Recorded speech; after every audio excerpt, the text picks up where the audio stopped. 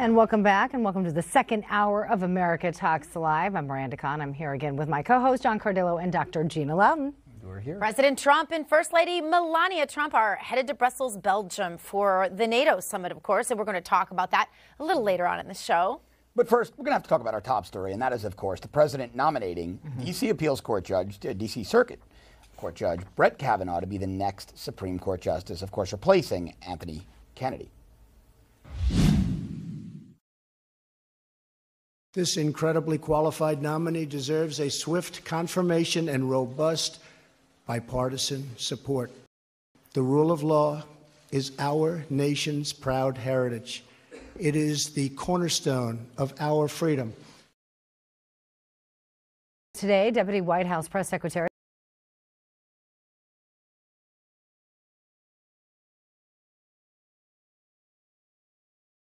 stand the test of time.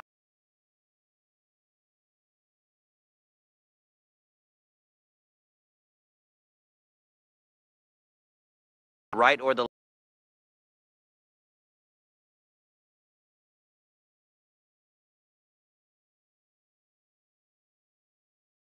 Larry is also the founder of Freedom Watch. As always, good to have you on the program. Larry, one of the issues that has come up recently that has some on the right concerned about Kavanaugh has to do with an opinion piece that he actually wrote about surveillance. In fact, you wrote about it in an article for our website, newsmax.com. Today, you say Trump should withdraw his nomination because you say Kavanaugh is, quote, not a true conservative. You wrote a true conservative would not countenance the government exerting its police power, easy for me to say, to spy on the citizens. You also argue that President Trump, again, in your words, has won the seeds of his own destruction because Kavanaugh would have found the surveillance on him perfectly acceptable. Now, in the past, the president has accused the Obama administration of improper surveillance on his campaign. In addition to that, you have Republican senators such as Senator Rand Paul, who vehemently oppose the NSA's old record program. Does this illustrate, in your opinion, hypocrisy on either of their ends, and one for the president nominating him, and the other, Senator Paul, were to actually confirm him? I don't know if it's hypocrisy, Miranda, but what it is that it's stupidity. And the president got bad advice on this one. If he really paid attention, as you pointed out, he would have found that Judge Kavanaugh, who issued a gratuitous opinion in the lawsuit that I brought that enjoined the National Security Agency and the other intelligence agencies twice for illegal surveillance, only to have that order mooted out later because there was the USA Freedom Act, which came into effect, which didn't stop the illegal surveillance. Judge Kavanaugh wrote an opinion which even his liberal colleagues on the D.C. Circuit Court of Appeals didn't write. And he said, well, this is perfectly acceptable, as you put it, this mass surveillance. A true conservative does not believe that the state, the police state, an Orwellian police state, as the judge ruled in the lower court, Judge Leon, should take precedence over the Fourth Amendment and the rights of the American people. You can do surveillance if you have probable cause that a crime is being committed or there's terrorism afoot. But you just can't go out there for hundreds of millions of Americans, including the president himself, his family, his colleagues, yours truly, I was part of it, and surveil people because you think you might want the information to use against them someday. And of course, in this instance, it was that surveillance which triggered the special counsel investigation of Robert Mueller, of which the president objects so much. So, Larry, let me play devil's advocate for a moment here. So in that decision, it seems like Kavanaugh was implying the absolute power of the presidency with regards to national security. He was saying, hey, look, if there's going to be a terrorist attack out there, you can third-party collect data, phone logs, phone records, things of that nature, emails, whatever the NSA was collecting at the time, because the executive deems that the current condition globally, as it pertains to the U.S. homeland, is so volatile, so dangerous that we might need this information to either stop a terrorist attack or to catch terrorists. Wouldn't second part to that question, because I really want to hear your answer on this. Wouldn't that then tie into many things the president has been saying and his supporters have been saying about the absolute power of the presidency to say, fire Robert Mueller, to fire Jeff Sessions, to not be subpoenaed by Robert Mueller? Wouldn't this, in that context, seem like the right pick for Donald Trump? I appreciate you giving me the opportunity to answer that because there's been a misconception here, not by you, but by others in the media, is that, in fact, that was not the basis of Kavanaugh's decision. It's not like, for instance, a travel ban or something like that where the president has authority. We don't refute that you can do surveillance if there is terrorism, if there is a crime. But what we had here, as revealed by Edward Snowden and some of my whistleblower clients, was mass surveillance against people without probable cause that terrorism was afoot or a crime was being committed. You can't have that. The president can't do that. That would be a dictatorship. That would be having the sword of Damocles, the Orwellian sword, over your head based on one person's whim to conduct surveillance. And that's what Obama was doing, and that's what George W. Bush was doing before that. It's clearly unconstitutional. Our founding fathers fought the revolution because King George III's henchmen, the Redcoats, were breaking into the colonialist houses, stealing their property, assaulting their women and children, and wreaking havoc on the populace. This is the reason that we have the Declaration of Independence, the fundamental purpose, the Fourth Amendment. So how can you have a judge who claims that he's conservative ascend to the Supreme Court when he has little respect for the Fourth Amendment? And it was the establishment, this Washington Republican establishment swamp. We know that Kavanaugh worked for George W. Bush in the White House, that he was depending on someday to elevate him to the Supreme Court. Now, the president apparently acceded to them. I don't know why, because he beat them in the primaries. These are the people that wanted him defeated.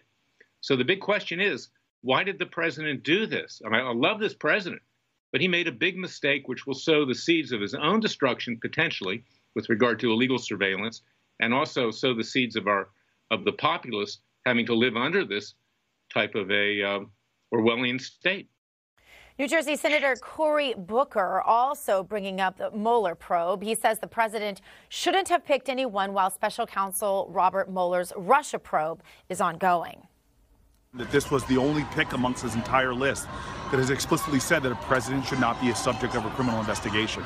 It's almost as if president said, let me find the person that's most going to protect me under an investigation that's already led to over 70 charges, over 20 individuals, corporations have been charged, 5 guilty pleas, 1 sentencing. So we have an ongoing investigation that's a bipartisan supported investigation, as we saw throughout the Senate committee, and a president who's saying, I have a chance to now make sure the Supreme Court gives me a get-out-of-jail-free card.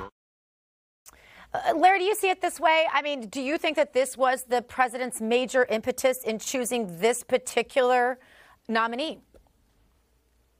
Well, I don't think it was his impetus in particular in choosing Kavanaugh or the other 3, which he should have chosen from, in my opinion.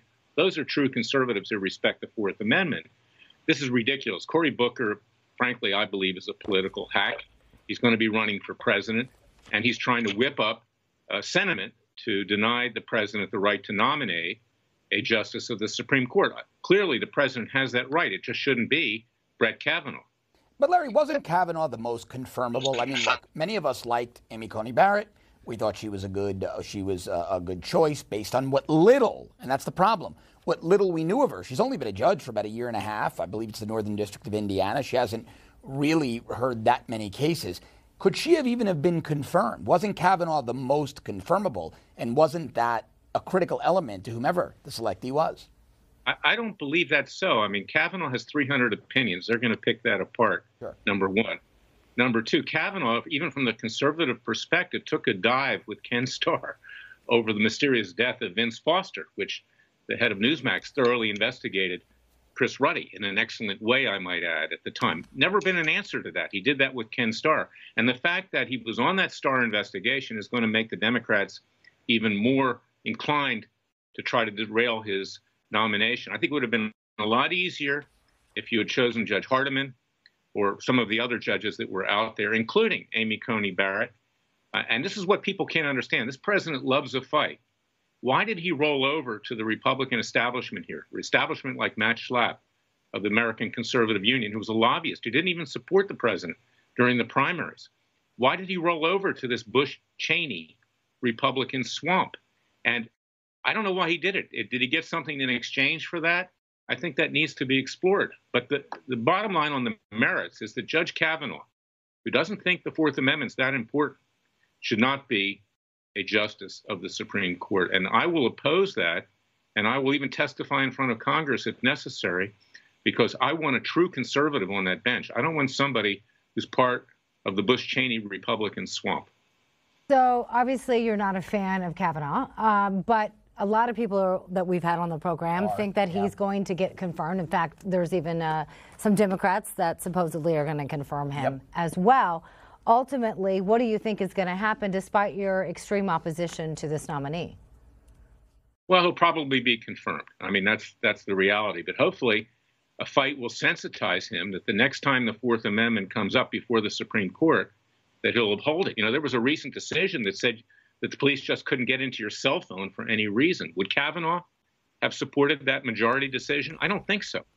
So if we can desensitize him and make him more conscious that now he should not be playing this game to get himself on the Supreme Court, it'll already be on the Supreme Court, and enforce the Fourth Amendment, which I think is probably the most important amendment in our Constitution. You know, Larry, So I want to talk about, I'm sorry, I didn't mean to cut you off. I want to talk about Peter Strzok and Lisa Page in just a second, but I need to know, what kind of deal do you think was cut? Do you think Trump cut a deal with Republican members of Congress that would enable him to shut down Mueller? What, if you had to ballpark it, what kind of deal do you think he would cut if he made a deal with the devil to take what you call an establishment pick in Kavanaugh? I don't understand it. I mean, I think it needs to be explored. I mean, honestly, like I said, I love the president. I think he's doing a fantastic job. But why would you ever go along with the same people that wanted you defeated and are still stabbing you in the back, this slimy Republican establishment, to this day? Why would you do that? I don't understand it. Newsmax TV. Watch us on Dish, DirecTV, AT&T Uverse, Verizon Fios, or download our free app. Don't have Newsmax TV? Call your local cable provider and request Newsmax today.